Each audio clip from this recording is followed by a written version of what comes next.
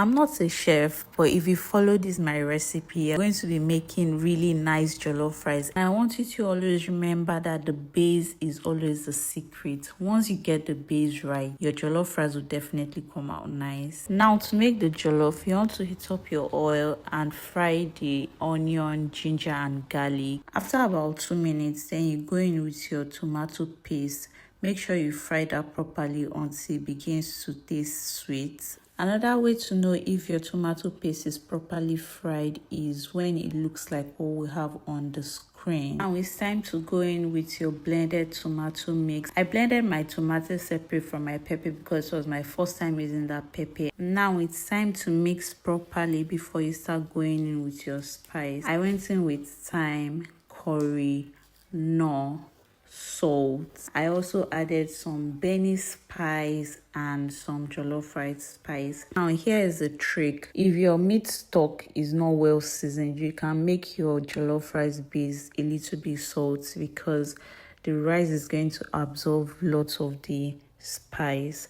But if your stock is well seasoned, then make sure that the base is just perfectly seasoned so you don't end up with a salty jollof rice. Your jollof rice base is properly fried when you see oil on top of it, and I like to set some apart for later.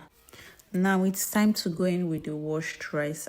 I soaked this rice for about 7 minutes in hot water before I wash severally until the water runs clean. Now add your chicken stock, mix properly with the rice and cover that with a foil and allow it to cook for about 15 to 20 minutes.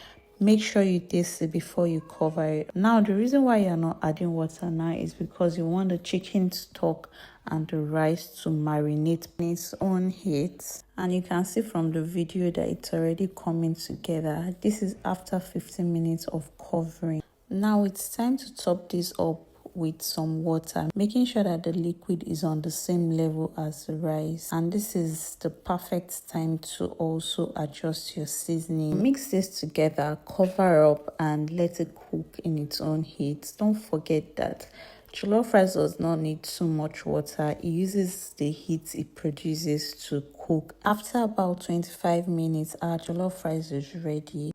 Now it's time to go in with the sauce that you saved earlier on. Add some butter, onions, tomatoes. Cover that up again for another few minutes, allowing the butter to melt into the rice, and then our smoky jollof rice is ready. Now it's time to mix and mix. My favorite wooden spoon even broke in the process. Now I'm going to pack this up inside the cooler.